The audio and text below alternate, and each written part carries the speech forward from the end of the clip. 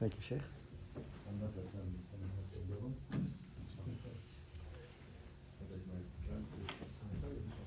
Hey, Sheikh, where's that knowledge retreat little pamphlets I have right there? You know it? Yeah. Thank you.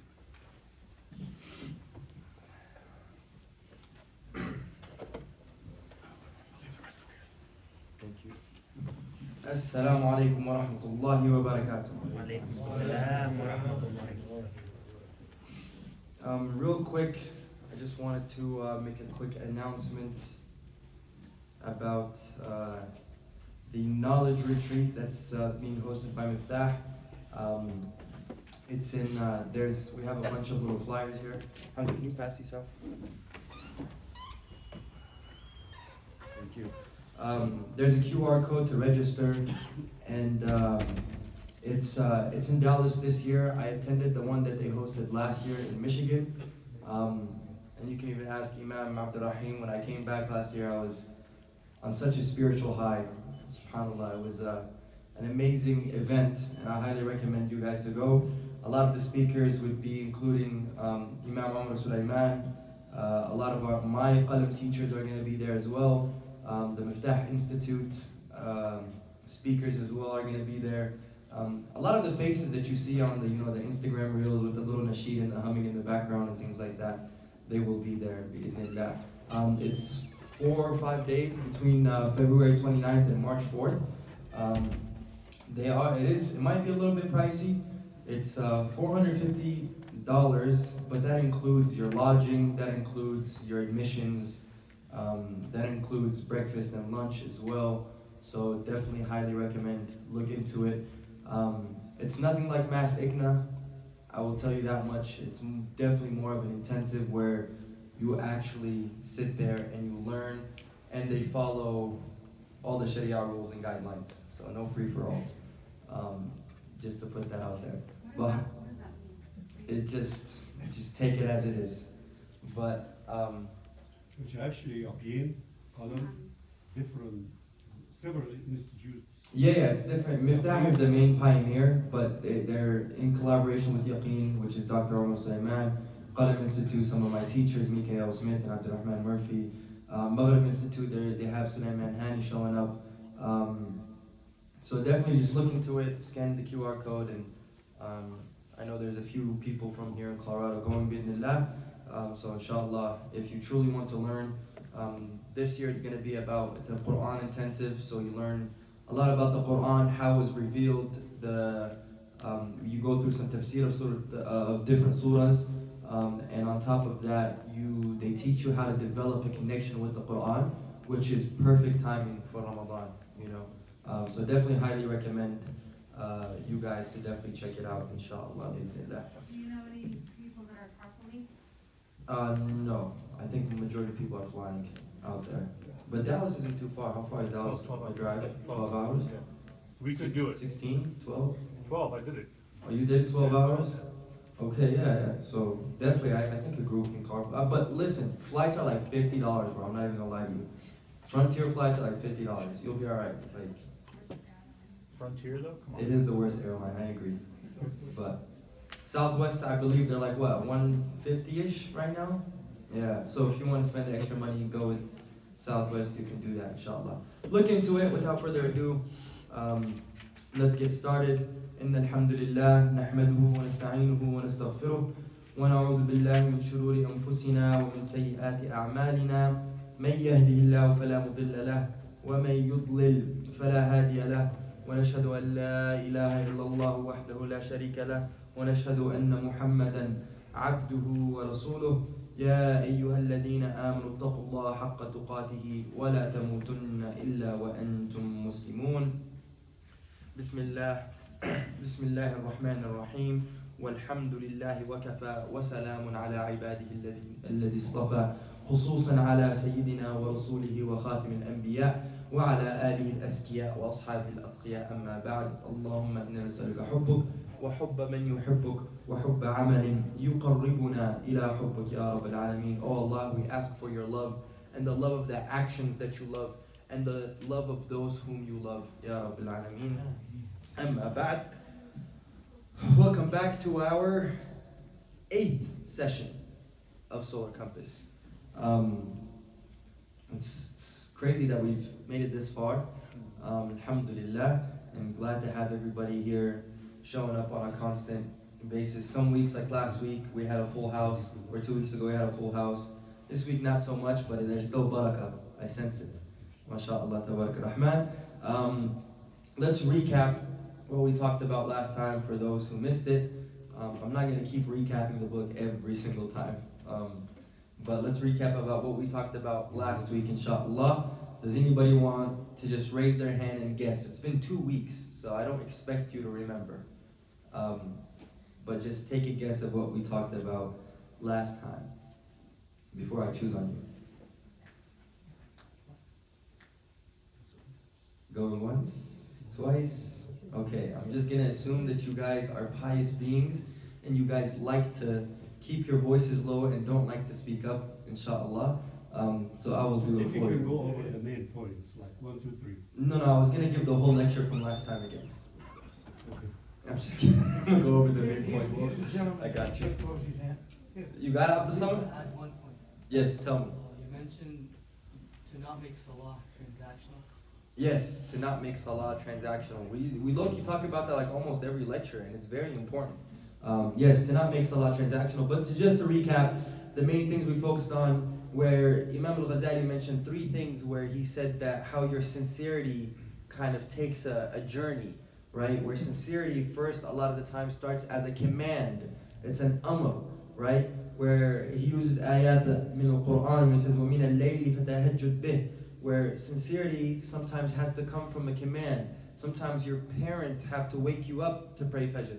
Sometimes you only wake up to pray tahajjud because it's only the last 10 nights of Ramadan. You don't want to miss out, and the rest of the family is going, so by default you're going with them, right? So sincerity starts off as a command rather than something you just do, where that's where your sincerity starts to being developed because somebody else is telling you. Maybe it's a group of friends, hey, let's go attend Abdullah's lectures, but then one of the sisters like, no, like he talks a lot. I don't want to go to that lecture, So, but they're like, no, let's go for the barakah of it, let's go for the sake of it, Kinan is only here because I told him to be here, Video recorder. He's our cameraman, to get the cinematic shots and stuff like that. Chief So Instagram officer. yes, that's Kinan, but I'm just kidding. I didn't even tell him to be here. He's here because his sincerity is on a different level. MashaAllah. So sincerity sometimes starts off as a command. It's an amr. But then you slowly start to develop it into a form of shukr. Your sincerity becomes a form of thankfulness to Allah. How? You now start waking up in the middle of the night purely to thank Allah. Alhamdulillah, Ya Allah, you gave me a job. Ya Allah, you gave me this. Ya Allah, I have all this because of you, Ya Allah. So you feel the need to get up and pray to simply thank Allah. You're not doing it because somebody else is forcing you to do it. You're doing it to simply thank Allah. Right? So that's the second level of sincerity. And the third level of sincerity is what? What's the third level of sincerity? He's doing this stuff. Just doing it. That's it. I'm doing it just because. First, the interesting point is your first step of sincerity is because you're falling into submission to somebody else. Because your mom woke you up and forcing you to get up, so now you're submitting to your mom. But the last step of sincerity is you submitting to who? Allah. That you understand, I'm doing this because this is just me. This is my relationship with Allah. I gotta keep that up. I get up and pray in the middle of the night, not because my friends are doing it, not because anybody else is doing it, not because I was forced to wake up, but I'm doing it simply because I just want that relationship with Allah. That's it, right? And we talked about how somebody can experience these 3 phases all in one day, where sometimes you might wake up for Fajr, and your mom is the one or your dad is the one who's waking you up for Fajr, dragging you out of bed. I experience it all the time. Dragging me out of bed to get up and pray. Yeah, Walidi, my son, get up and pray, this, that, and I'm knocked out, Sometimes that's how your day starts. That's how you develop that sincerity. Then you come to pray Dhuhr, and you're like, I've been on a good trend. I woke up and prayed Fajr early today. I got to pray at the masjid. You know, work has been going smooth. I'm going to pray Dhuhr today simply for the fact that I want to thank Allah for what I have. That's why I'm praying for shukr, thankfulness. And then Isha comes around, and you're like, you know what? I want to catch Isha at the masjid. On purpose. You want to catch Isha and you don't want to miss Isha. Why? Because Isha becomes, you're like, no, this is what I was commanded to do by Allah. I'm doing it just because. And we mentioned the story of the man from Bani Israel who prayed to Allah for how many years? 400. No, the other one. 70 years, right? And the angel, Allah sent an angel to him. And what was the purpose of that angel going to this man? Guys, don't answer, sisters. Why did Allah send an angel to this man who worshipped 70 years? Isn't it to tell him that no matter how much he prays, he won't go to Jannah or something? Exactly.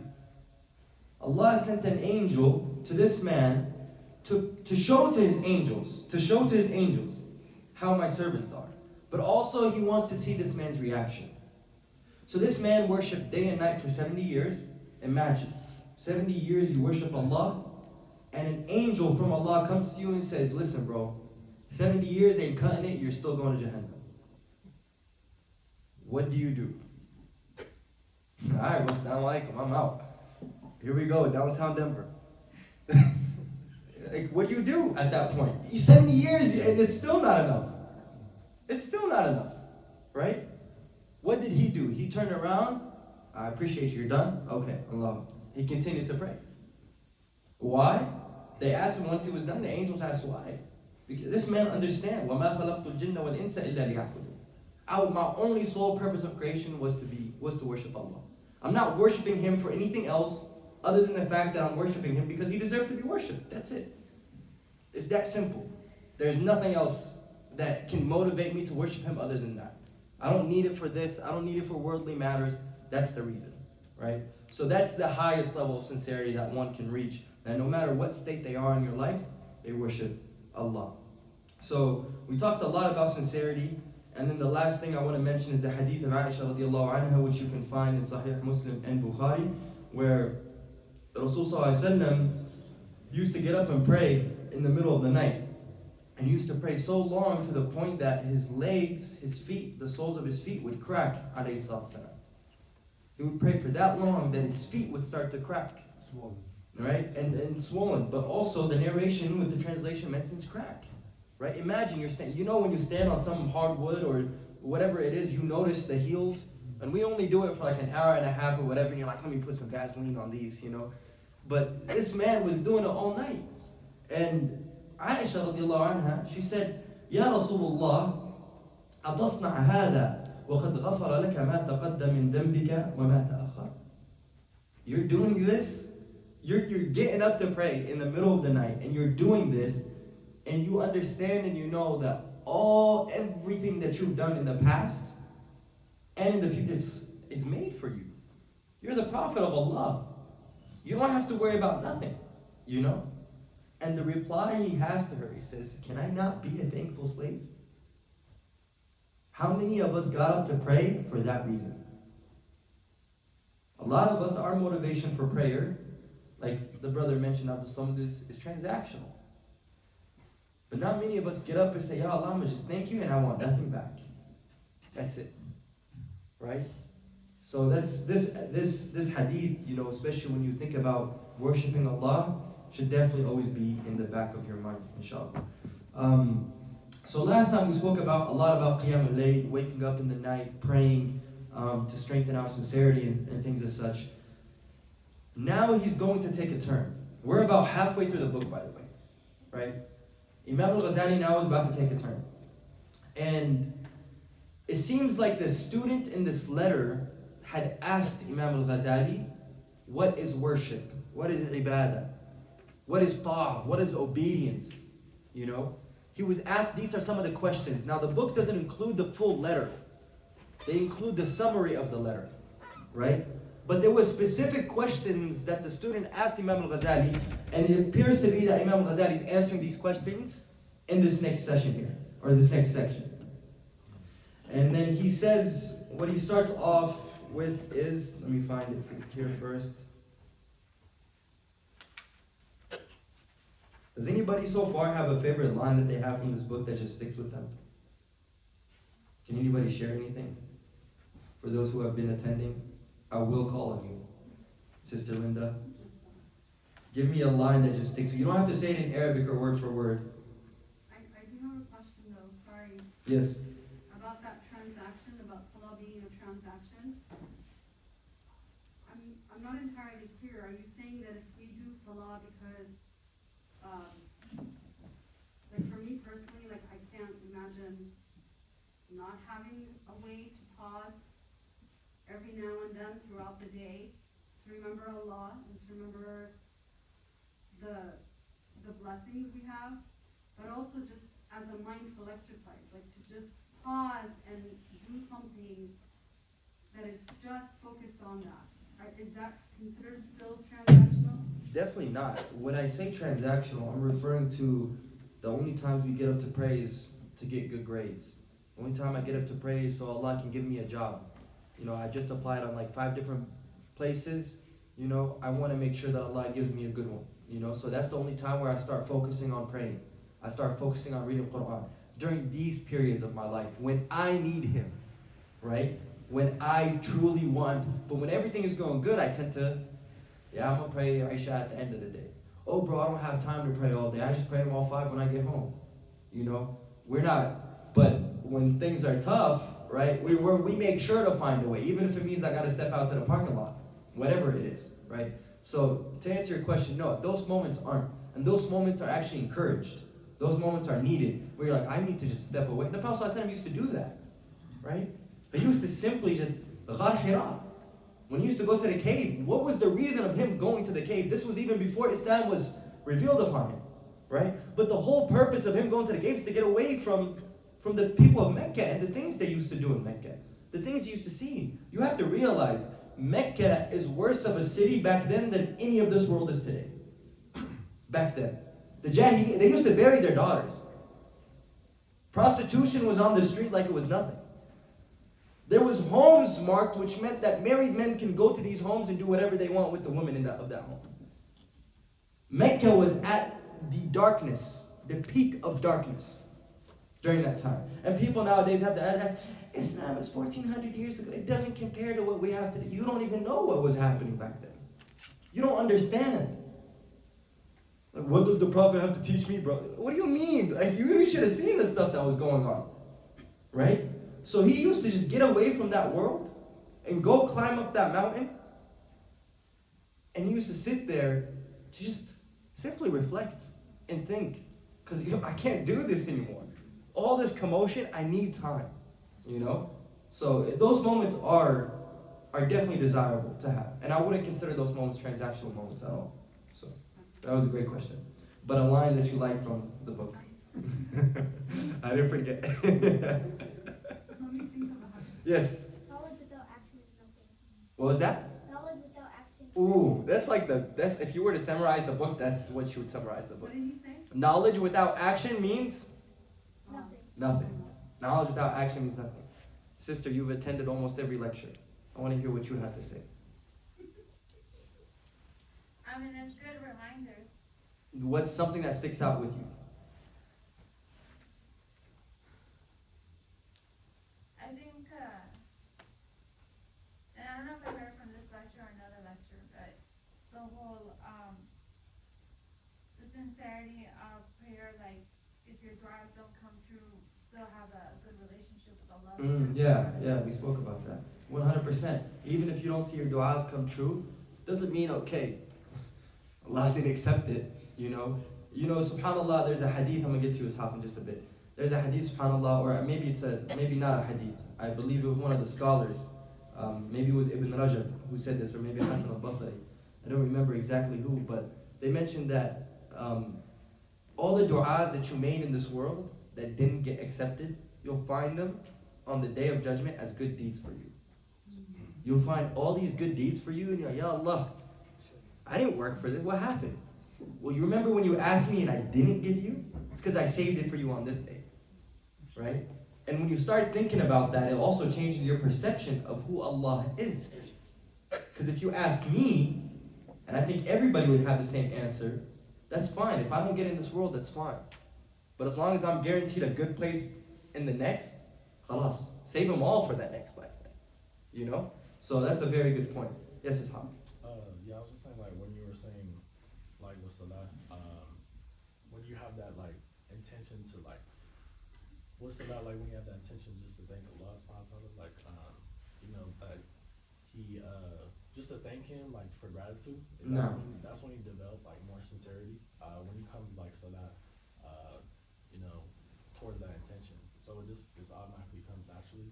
Yeah. When you just, like, pray to him, you know, just for gratitude instead of like that transaction. The transaction, yeah, kind of similar to what Sister Willa was saying is that, you know, and what we just spoke about is just developing sincerity through thankfulness and gratitude rather than, you know, through your prayer and things like that, rather than constantly asking. Now, and I will be clear every single time, this does not mean you don't ask Allah. Ask Him. Beg Him. Cry for it if you need to, right? This doesn't mean that you don't do that. He is Al-Ati, He is the giver. That's one of His names, right? So don't forget to do that also. Don't say, this brother told us don't ask, you know, and my salah is invalid if I don't. Don't twist my words now. We have it on record, inshallah. Yes? I don't know about a specific line, but I know we've talked about being humble. Mm-hmm. And what comes to mind is that man we described who only found the 2 rak'ahs. Of all the things that he did throughout his life, that's all he found in the end. I think there's 2 lines that I absolutely love and adore out of this whole book. And one of them is the story of Junayd, who only found 2 rak'ahs in his grave. 2 rak'ahs. Not the lectures, not the halaqas, not the Instagram reels, he just found 2 rak'ahs. That's definitely by far. And then the other one would be Al-ilmu bila amal junun. Knowledge without action is insanity. Wal-amal bila ilm la yakun. And having knowledge and doing action without the knowledge, it just doesn't work. It doesn't fit. That's also one of the best lines I think in this book. But there's still so many gems to uncover. So now we're about halfway. Yes. I have one so regarding, you mentioned that hadith, Aisha radiallahu anha. That hadith is very common and hears a lot. Tell Rasulullah, you do all this worship, standing up all the one. وَقَدْ غُفِرَ لَكَ مَا تَقَدَّمَ مِنْ ذَنبِكَ وَمَا تَأَخَّرَ. He said, I want to be Abdul Shakur. And so that level is the highest level, of course. No. He used to read whole Surah Al-Baqarah and Al Imran and one Rak'ah, and the Sahaba behind him, but he just keep going. Yeah. So, of course, we cannot do that. I don't think I know anybody or you know anybody that does that, right? Nowadays, it's like almost impossible to pray that long until your feet swollen. Except in Taraweeh, sometimes on the Sajid. No. So what we learn from that is Avoid those masajid. I'm just kidding. yeah. So this is sticks to that to your head all the time. They talk about the ulama when they talk about, and it's mentioned, of course, Imam Al Ghazali could not have missed that hadith. Yeah. So there's a lot. There's hundreds of lessons from that. Just that one But hadith. just something that maybe you didn't talk about, which is how Aisha radiallahu anha, like a woman, and paid attention to that. No. And then she asked Rasulullah sallam, and of course she was Yeah. after Rasulullah sallam, and during his time she was the ultimate teacher. Mm. She was like to the woman and to the man. Of course there is hijab when she was teaching man also. SubhanAllah. Yeah. Aisha- You know, subhanAllah, you just reminded me of something in my tafsir class. Sheikh Mikael Smith was going over and this just shows the importance of this topic when you mentioned Aisha Delana being a woman, and just paying attention to everything, and also teaching, being a teacher for other women, but also being a teacher to other Sahaba, right? Not just women, but other Sahaba, right? And then there was a moment during the life of the Prophet Muhammad ﷺ where women, the Sahabiyat, got upset because he wasn't giving them the time of day, because the entire time he was surrounded by Abu Bakr, Umar, Ali, you know, radiallahu anhu, he was surrounded by all these great names. And they're like, when do we get a chance? Like every time the masjid is crowded, we don't have a chance to sit with you. We don't have a chance to learn one-on-one from you, you know?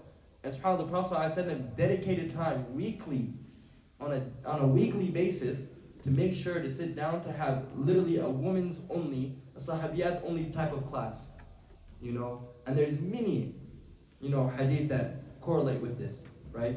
But it just reminded me when you were talking about Aisha radiallahu anha, being a teacher. It's you a know?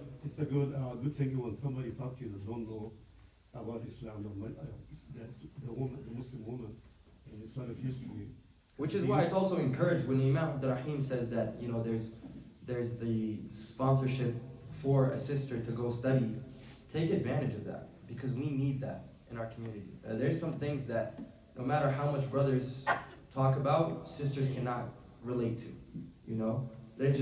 We can't get to it at that level, you know? So take advantage of that. You have a masjid like Masjid al-Rahma willing to sponsor a lady from our community to go study Islam.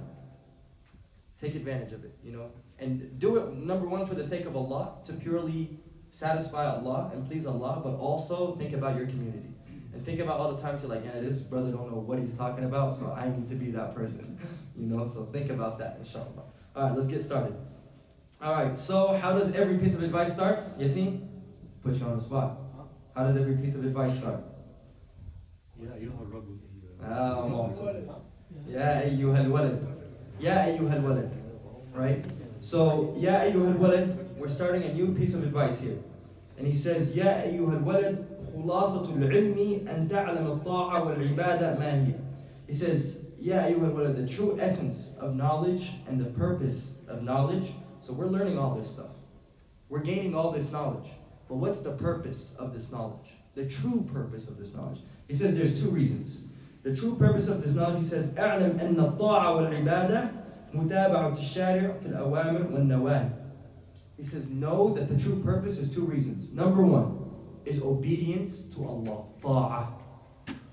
The reason you learn knowledge is for you to be obedient to Allah. Because what's the point of knowing halal, haram, and all the differences, and what to do and what not to do, and all the sunnahs of qiyam, if you don't use it to obey Allah? What's the purpose? And subhanAllah, Imam Al Ghazali, in one of his other books, the Bidayat al-Hidayah, the beginning of guidance, he starts that by says, anything past this point that you're going to learn, if you don't use it to obey Allah, then shut the book right now. Don't learn it. Don't move forward with anything that's in this book if you're not using it to purely obey Allah. So he says, number one, the whole purpose of you learning knowledge is for the obedience of Allah. Number two, he says, at-ta'ah, and the second one is ibadah, worship. That's the second main reason for you. Because think about it, you sitting here is a form of ibadah. You learning knowledge is a form of worship, right? You writing down notes to learn something from Allah is a form of worship. So he says the two main reasons, number one is ta'ah, obedience of Allah, number two is ibadah, right? And he says, so all this knowledge is supposed to allow you to become someone that knows what worship and obedience is to Allah.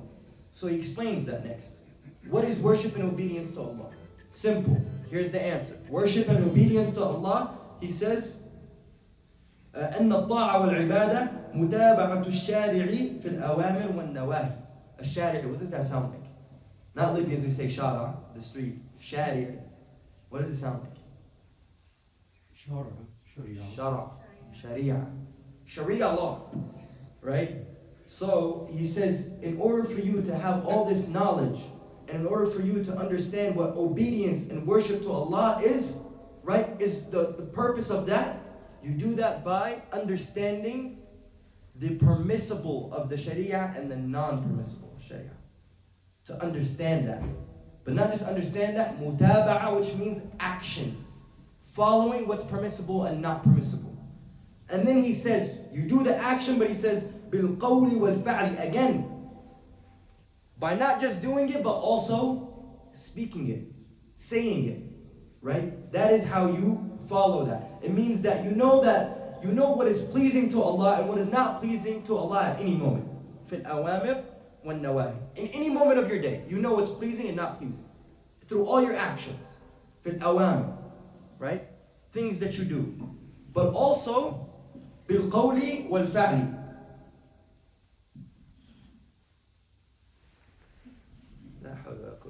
You have to, it should be. It's this chord, look. It's the tension. It's okay. بالقول والفعل. Not just in what we do, but the things we also say. And knowing that everything that you say, that you do, right? Everything that you say and you do, that is not permissible, you abandon it in your speech and your action.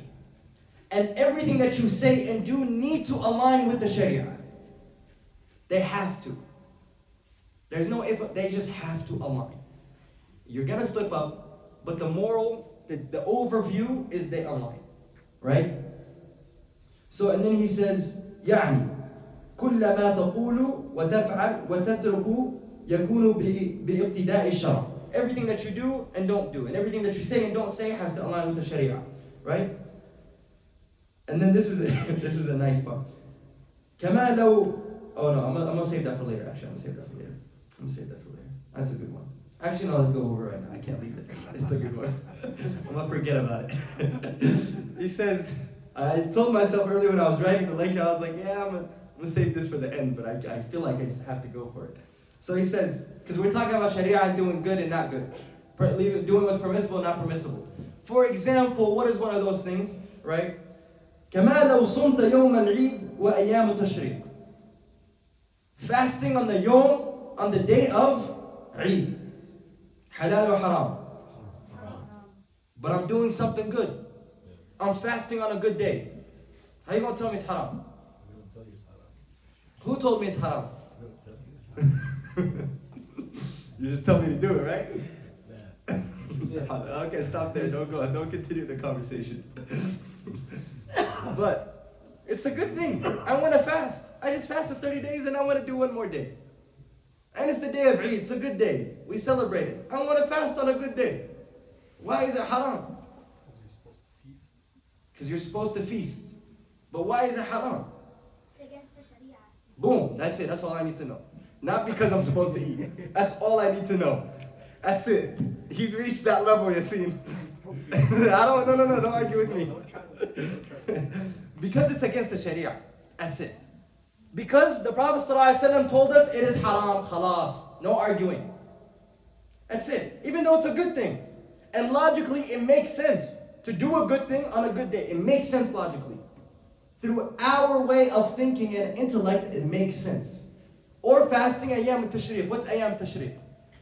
6 days following. What is it? 6 days following Eid. Which Eid? The 5th. The 3 after. The 3 days after. But which Eid is it? Eid al-Adha. Eid al-Adha.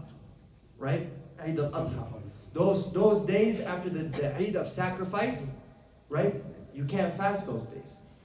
3 days, صح? Ayam al-Tashriq. After, Yeah, the 3 days after. After Yawm al-Nahr. Yeah, the day of Salah. You can't fast those days. How? But they're good days. Honorable days. How? So the moral of this is, we try to base, if religion was based on our intellect, if religion was based on me and you's understanding, then why is it that when the Prophet ﷺ told us to wipe our feet over our socks, how come we don't wipe the bottom but we wipe the top? What part gets dirty? Which part gets dirtier quickly? The bottom. So how come we wipe the top? Because the Prophet ﷺ did it and he told us to do it. So sometimes our intellect tells us this don't make sense. I want to do something on a good day. I want to, if wudu is tahara, it's the whole point of wudu is to purify, clean. So how come I don't wipe on the bottom? If things were based on our intellect, and you know who said this? Ali radiallahu anhu. He said if things were based on your intellect, if Allah left it up to us, you wouldn't wipe on the top, you would wipe on the bottom. And therefore it's harder for you to wipe on the bottom. But Allah made the religion easy for you. If things were just left to me and you, if we decided what goes and what doesn't go, right? So the thing is, when it comes down to Sharia, a lot of the time, it's okay to ask questions, but a lot of the time it's a moment of leave your intellect out of it and understand that those actions have wisdom behind it.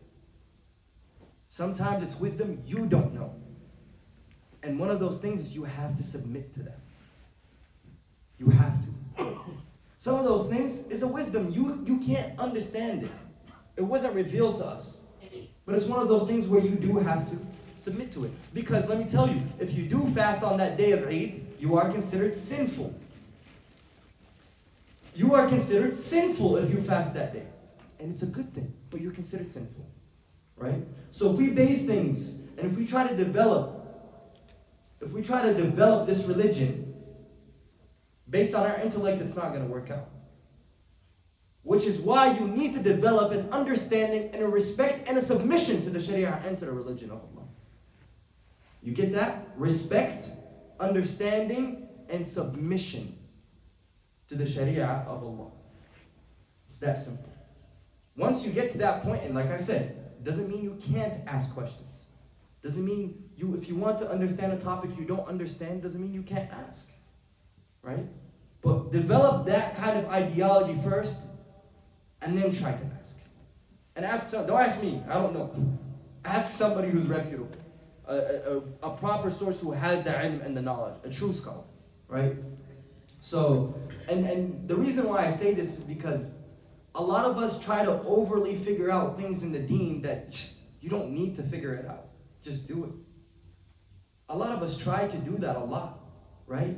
And then we say, or sometimes we get asked a question like, we'd be chilling at the shop and Muslim's like, bro, is this halal? I'm like, yeah, I think it's fine. I have no idea. Who am I to make it halal or not halal? I have no clue. Right? Yeah, I think it's cool, bro. Yeah, you should be good. What do I know? Right? We do that a lot. Right? Because we're basing things off our understanding. We're basing things, yeah, hey, bro, you really think it's bad if I should just fast the day of Eid? Like I'm fasting? Yeah, it should be good, bro. It sounds like good to me. Like, you're not doing anything wrong. Haram! Don't do it. Right? So we develop that a lot in our religion. We say, I don't see anything wrong with this. I don't see anything wrong with that. I don't see why we can't do this. What's wrong with this? What's wrong with... So we do that a lot, right? We just have to kind of step back and understand that this religion is not based, even though it's a very intellectually bound religion. Because why? Because the intellect go to that religion.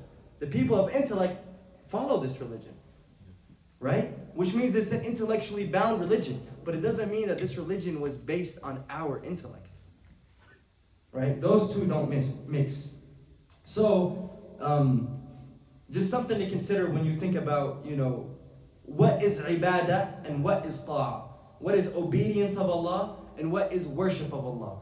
Obedience and worship of Allah is for you to follow and make sure everything that you say and do aligns with the Sharia. Right? Even when those things intellectually make sense to you, but they are haram, you are considered sinful if you do them. So, something to think about and sleep on, I guess. Next thing is a new piece of advice. He says, يا أيها الولد ينبغي لك أن يكون قولك وفعلك موافقا للشريعة. So we just said that. We said the same exact thing. Make sure that everything you say and do aligns with the Sharia. إذا العلم والعمل بلا اقتداء للشرع ضلالة وينبغي لك ألا تغتر بالشطح والطامات الصوفية. He taking shots at the Sufis at this. Big shots. Bang, bang. And the crazy part is, a lot of people think Imam Al Ghazali is a Sufi. That's the crazy part. Bro, in his book is just taking straight shots at them. But a lot of people you go ask, brother, how do you read his books? He's a Sufi. Brother, have you opened one of his books? Or you just heard that from somebody else? Right? They think that. But he's over here telling you in his book that he wrote later on, in the later years of his life, he's telling you in order for you to follow your Sharia, right? فَيَنْبَغِي لَكَ, he says, so your job and my job, our job together, is to do what? Keep your speech and your actions aligned with the Sharia. That's number one. And then he says, don't be deceived about what the Sufis do. Don't be deceived. Don't let it get to you. Right? What they do, you see them in the masjid and they crying and wailing and whatever and screaming or whatever it is. He says, don't be deceived by them. He says, that doesn't do anything for you. These extreme acts don't do nothing. But he says, you know what true Sufism is? Yasin. You know what true Sufism is? He says, is the fact that you kill your soul, your nafs, figuratively. You break it. You break it from what? With the sword. How? You break those desires. You break those passions. You break every bad thing your nafs tells you to do. He says, you cut it off. That is what true Sufism is. And what does that align with? With the people of the Sunnah. That's what it is. He says, not what you see. That dancing and this, he said, that has nothing to do with it. Because Sufism comes from the word tasawwuf. What does that mean? It means to keep your tongue wet with the remembrance of Allah. That's what that means. That version that we have today has nothing to do with that. Has nothing to do with that. So that's what it comes out of. And he says that's what it truly means. You keep your tongue wet with the remembrance of Allah. Constantly. You remember, this is the people of Ihsan. This is the people of Tasawwuf. This is the people of Ahlul Sunnah. This is what they do. Not the extra mumbo jumbo that's going on in the world today. Or was going on. Right? So he said, don't let these people fool you. Because they have these big gatherings. And they follow some big scholars. Just because they follow so-and-so does not validate who they are. It doesn't make them who they are. Just because, oh, I studied under this so-and-so teacher. This person was this. It doesn't mean anything. What do your actions and your words say about that?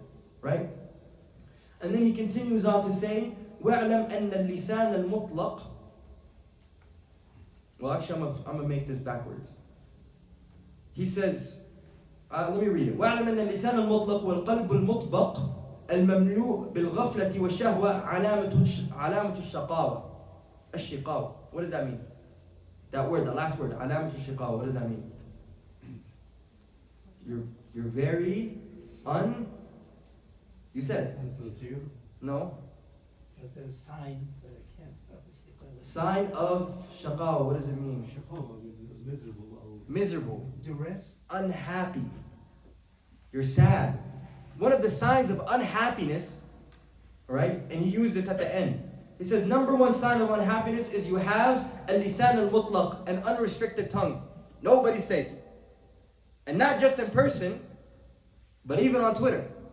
You writing about Mufti making the government, this person, right? All these reels and Instagrams you see of people just going crazy on scholars. You know? And saying bad things and disqualifying this imam and disqualifying Imam Umar, disqualifying this. Bro, you haven't done a single thing that he's done in his life.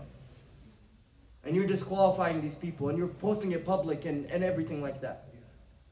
It's a tongue that people are unsafe from. That is a sign that you are unhappy in this world, that you live a miserable life. Is that you don't care what you say. There is no filter to what you say. It doesn't matter if you hurt the person in front of you or not.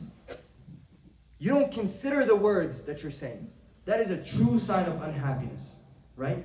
And to think about it, 90% of the things we do say are a lot of the times things we regret. You go home and you're like, why did I even say that? Was there even a necessity for me to talk at that moment in time?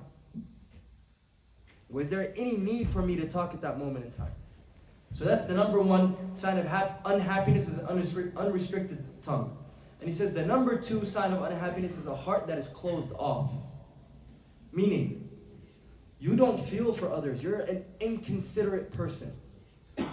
You're very inconsiderate. You don't care about other people's feelings. Block. Don't talk to me. I don't care about you. Don't talk to me. You're inconsiderate. Right? Even if somebody's in front of you, you don't care about judging them hard in front of you and say, brother, this, that. Sister, this, that. You don't care. You're inconsiderate of their feelings and their emotions. That is the second sign that you are living in pure unhappiness. Why? Because, you know what's crazy is you see people today using these two things as a means of da'wah. A a means of da'wah. How? And I'm not saying it's a good thing. I don't think it's a good thing. Somebody will sit there and say, I have to say this person is a kafir because I gotta let the Muslim ummah know. I have to disqualify. I have to spread rumors about them. I have to do this. The whole Muslim ummah has to know about this person. I have to because the Prophet told me I have to, nahi anil munkar. I'm obeying the Prophet. You're obeying the Prophet by literally diminishing someone's honor and backbiting them and speaking bad about them. That's how you obey the Prophet. But I have to. Da'wah. And then they'll sit there and say they don't care about the other person who's in front of them. They'll sit there. I've seen videos online of people. I just saw a video recently of, what's his name? The Somali brother who's Abu Taymiyyah in the UK. Have you guys heard of him? Amazing. I love this guy. I saw another guy from the UK say, this guy is a Khawariji, this guy is a kafir. A whole 10-minute video. A whole 10-minute video. Brothers, may Allah guide this guy, man. May Allah. Bro, you just call him a kafir. Now you're saying may Allah guide him? You know, doesn't need your dua no more. Right? That's what the world of social media has come to. Another brother made a whole video of Mufti Mink. Mufti Mink came out with this Quran that explains the Quran, how it was released in chronological order. And another brother made a video, this guy, man, he calls himself a Mufti, he's this, he's that. Why? With millions of views. And the crazy part is people on social media get so easily swayed left and right. Right? Our intellect changes on a day-to-day basis, which is why it's not up to us to wipe above or below the sock. Because our intellect changes, and the way we think changes based on who we're around, based on your parents, based on how you were raised, based on your job. That's your intellect changes day to day. That's why the religion wasn't left up to us to create. It wasn't left up to us to make all these rulings. Right? Because we change, our perspectives change on a regular basis. So these two things is a sign of, if you find yourself a person who's always backbiting, who feels the need to speak at every occasion, no matter, you guys could be walking anywhere and they have to be that one person that says everything. Speak about everything. Share their thoughts and opinion about everything. And this goes to myself. That's one sign of unhappiness. But then also another sign is you don't consider other people's feelings. You don't care. You don't care if you're about to hurt this person or not. Even if they did something wrong, immediately, our sister's a kafir. How dare she walk in the men's parking lot? How dare she? Brother, is the parking lot have your name on it? Seriously, these things happen in Masajid Golden. Masajid Colorado, but I gave it away. Oh man, we're going to have to edit that one out. So these things happen. Am I right, Uncle Omar? Yeah. Okay, as long as somebody backs me up. Cut that out. He's gotta cut that out. But these things do happen. Seriously, there's some brothers who think like that, and they don't care. They will literally call you a kafir right in front of your face and no problem. They're the scholar there. They're the alim. They have every reason to know. So, the point is, our religion teaches us an amazing balance. And that's why the Prophet Muhammad ﷺ said, the person, the best of you are the one who the mu'min is saved from their tongue. Wallahi al-Azim, if there's something that's going to make you fall flat on your face on the day of judgment, it's going to be your tongue. I swear to you, the things you say to others, how you hurt other people, backbiting, the honor of others, the cuss words. If there's something that was going to make you and that will make you fall flat on your face on the day of judgment, straight into the pit of Jahannam, it will be your tongue. Nothing else. It will be the number one thing. So fix it. Learn when to speak and not to speak. What to say and when not to say. And it's a constant journey. That comes with age. That comes with experience. That comes with the right people around you. But try. Try to get to that level, right? And then when you realize that our religion is a religion that is truly based on balance. The Prophet ﷺ says, wake up the third of the night, but also make sure you get some sleep in the night. The Prophet ﷺ tells you, you should fast Mondays and Thursdays. You don't have to fast the whole week. There's these things that the religion has that place balance in our lives. And we need that balance desperately. Right? And he says these two signs will remain in you. فإذا لم تقتل النفس بصدق المجاهدة فلن يحيا قلبك بأنوار المعرفة. These two signs will stay in you. The sign of you talking about other people and just speaking whatever, but then also you being inconsiderate. These will stay inside of you and they won't leave. And nur, nur will never enter your heart. The love of the religion will never enter your heart if you have these two things. As long as they're with you, you're miserable. The religion will never enter your heart. Right? So, he says, kill your nafs with true hard work. Bil mujahada. Kill your nafs. What is true hard work in the religion of Islam? Sisters, tell me what's true hard work in the religion of Islam. What is hard work in the religion of Islam? No what? Ask the question again. What is true hard work in the religion of Islam? What is considered as hard work in Islam? It's kind of a trick question, but I just want to see what you guys have to say. Like dedicating your time to expanding knowledge. How? If you're constantly seeking knowledge, like you take time away from the other, like the other things you do in your life, and like you spend time at the masjid, you go to lectures, all that to expand your knowledge, to like further, like, you know. Yes, I get what you're saying. So, any of you guys could be doing whatever on a Friday night, but you guys are here. Some of you drove from farther distances. Some brothers drove in an AMG. Some brothers drove in an M340. And some brothers came in a Honda Civic, and that's all okay. Right? But you chose your night to come here. That is true hard work. Hamza, what's true hard work in the religion of Islam? Doing the extra things that you're not obligated to do. Doing the extra things that you're not obligated to, which we spoke about last time, Qiyamul Layl. It's hard enough to wake up to pray Fajr. Hard enough to wake up. Imagine waking up before Fajr by an hour to pray. It's already hard as it is to wake up to do your basic salah, let alone Qiyamul Layl.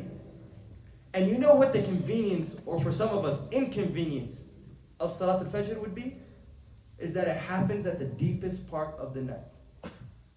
The darkest part of the night, which means the deepest part of your sleep, is when Salat al-Fajr comes.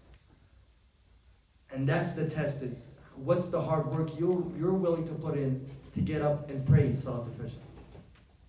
Or what's the hard work you're willing to get up and put in to pray Tahajjud, Qiyamul Layl?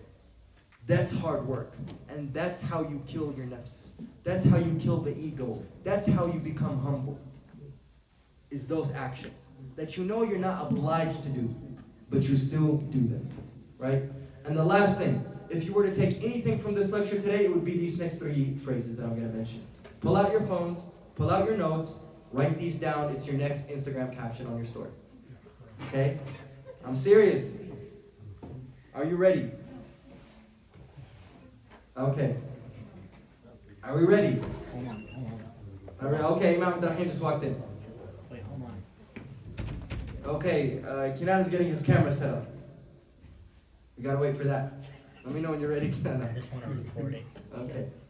So, if you were to take anything from this entire lecture, anything from the entirety of this lecture, it would be these next 3 phrases. Right? قلة الكلام وقلة المنام وقلة الطعام. قلة الكلام, meaning lessen your talk. Don't speak as much. قلة الطعام, don't eat as much.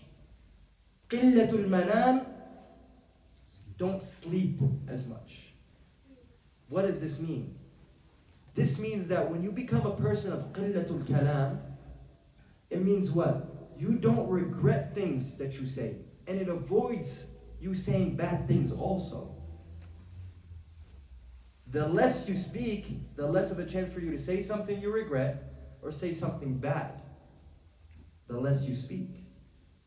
قِلَّةُ الْكَلَامِ.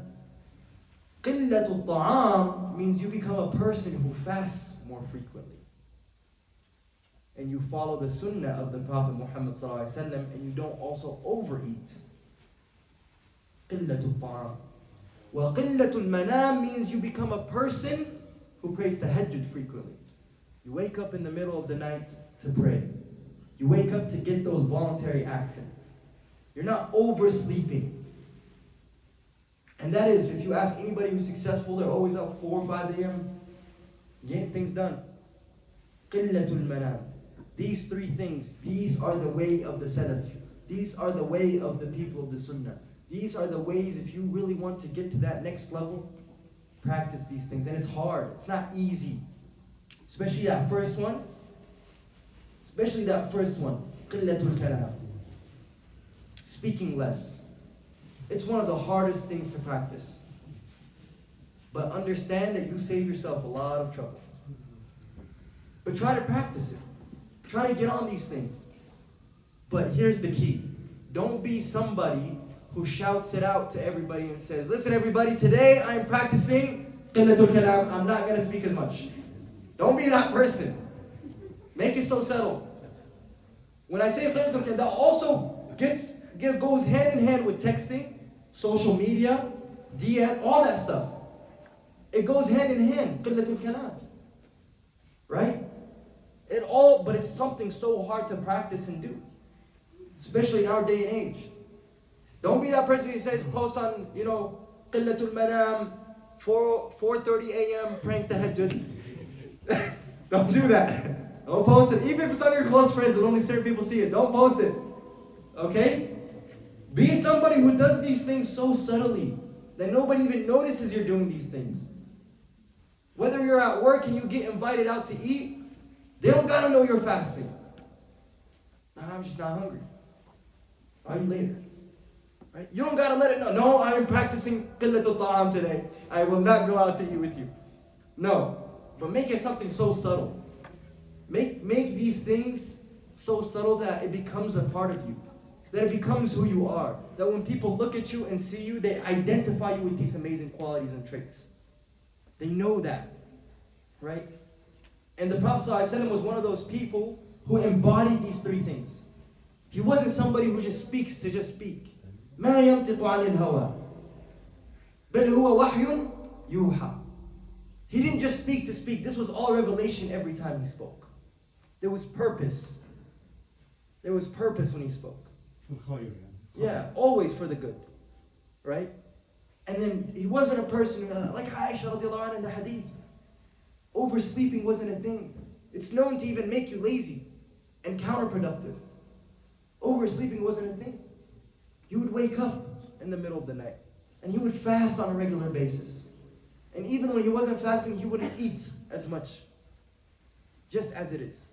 These are the three ways to train your nafs, train your soul. How to break it by these, because these are things, think about it. We all want to sleep. You don't gotta wake up for Fajr Tahajjud, sleep. Break your soul, get up and pray. We all don't want to, we all like to eat and have good food. Break your soul and fast that day. We all want to do, we all want to share our opinions and what we think of others. And sometimes blurt things out. Even in arguments, especially in the heat of an argument, it's so hard to stay quiet. Prophet ﷺ said, I promise a house in the middle of Jannah for that person who's arguing. And he knows he's right, but he just says, it's not for me. How hard is it you're arguing with somebody? And you're just like, yeah, I'm good. You're right. You win. And you walk away. When you know you're right, and you have every piece of evidence to prove that you're right. Imagine when you do that, a house is built for you in the middle of Jannah. Downtown. Imagine. That's a different level. Right? Luxury suite. Pet house. Inshallah better. Inshallah. And even if you're right. I thought you were gonna tell me like another house or even something. If you're right, and you stop the argument and all that. Even if you're right. Yeah. That's the best part. Is when you know you're right. That's the thing. When you know you're right, but you still choose to stay silent. For the sake of not arguing. That's a hard one. That's a very hard one, right? So these are the three things that I wanted to share with you guys. Try to conquer yourself. Get some dubs in. Don't let your nafs constantly take that L. Let your body take the L. Al-hazimatu fil badani. Not in the nafs. Don't let the L be on your soul and your nafs. Let your body take the L. It's okay if you gotta survive on lack of sleep or lack of food for the day or whatever it is. But let the body take the L, not your nafs. Never let it be your nafs. Inshallah. And that's one of the toughest thing about tazkiyat an-nafs is these three things. These three things one of the hardest things about purifying one's soul is practicing these things. Because food is readily available for us. We can sleep in sometimes whenever we want. Right? So these are some of the hardest things. Inshallah, may we all achieve those levels. بارك الله لنا ولكم في القرآن العظيم ونفعني وإياكم بالذكر الحكيم استغفر الله لي ولكم ولسائر المسلمين فاستغفروه إنه هو الغفور الرحيم. Let's open it up to some questions, inshallah. So I have a couple of things for logistics. You are coming back when? Like 10, 15 days. Okay. The reason I ask is because if it's 10, 15 days, should we meet up on the 23rd or no? We need to recover from COVID. That's my question too. Yeah, you'll probably get that. Yeah. So should we, Let's cancel the 23rd for now. so let's have something else on the 23rd. Okay. We'll do, let's like a Potluck. Ramadan thing.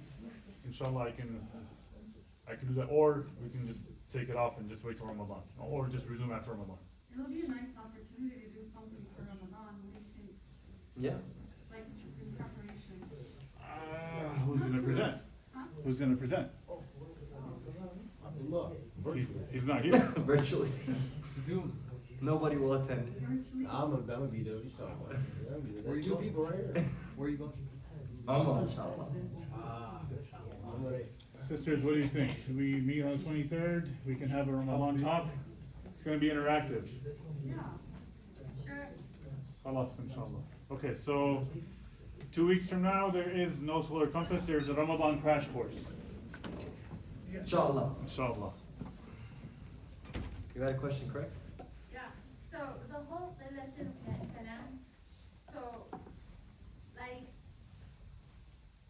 amongst the sisters, like it seems like when we have like halaqas like this, or when we have like open talks with the mashayikh and stuff like that, it's always the same sisters speaking up about things we want, awareness we want, raised in the community and stuff. And then I sometimes feel like we then get dubbed by our brothers as, oh, there they go again. They always have something to say. But then as sisters, we know if we didn't speak up, the awareness wouldn't be raised. And I only say this because I was in a situation recently where me and my fellow sisters, the ones where we're in and around the community, we know what's going on because we're doing the field work and stuff. We were in front of a sheikh, and then there was another brother, and we were trying to raise awareness to the sheikh about things we see going on. And this brother was kind of making mocking gestures with his thing, like he didn't like us because we were speaking up. So at what point in time is that, do we have to call Qilatul Qalam, or do we say, hey, we have a purpose in speaking, can you please show some respect? I don't think that even relates, because when Qilatul Kalam, when you're sharing awareness, I don't think that should fall under Qilatul Kalam. Because just like the Sahabiyat with the Prophet Muhammad said, Ya Rasulullah, you spend too much time with those other guys. Abu Bakr and Umar are always around you. When are you going to spend time with us? We want to learn directly from you. That's them raising what? Awareness, right? For certain issues. Aisha radiallahu anha, when she goes up to Abdurrahman ibn Auf, she says, bro, you got too much money. Give it up for the sake of Allah. Right? She's trying to teach Abdurrahman ibn Auf that this isn't who defines you. We know who you are. You're one of the 10 who's granted Jannah. This money doesn't define. Raising awareness, right? And that this doesn't last of an example to Abdurrahman ibn Auf, but every other person, right? So I think when it comes down to raising awareness, we should have a comfortable space to allow the sisters to speak as well in that sense. And I don't think that should fall under Qilatul Kalam. So in like a situation like that, when there is a brother, where let's say he's like more quiet, subservient wife, and we're speaking up, and some remarks or some gestures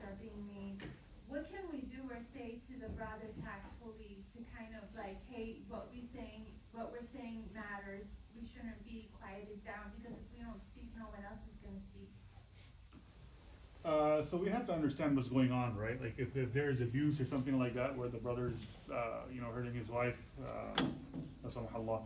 In that case, obviously, the sisters that the wife trusts, they have to speak up.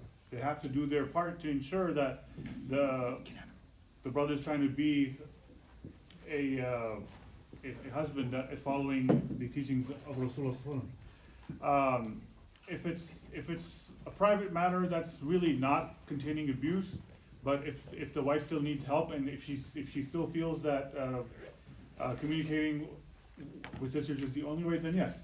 But if it's if the wife is just complaining that he doesn't clean the house enough or something like that, then that's a different scenario. So we have to take it on a case by case basis and see what's really going on. If there's abuse, absolutely, right? But if it's if we come back to Qiddatul Kalam, it's like the overall essence there is vain talk, right? Like just talking for the sake of talking, or things that won't benefit you if the conversation was had. So that's my understanding.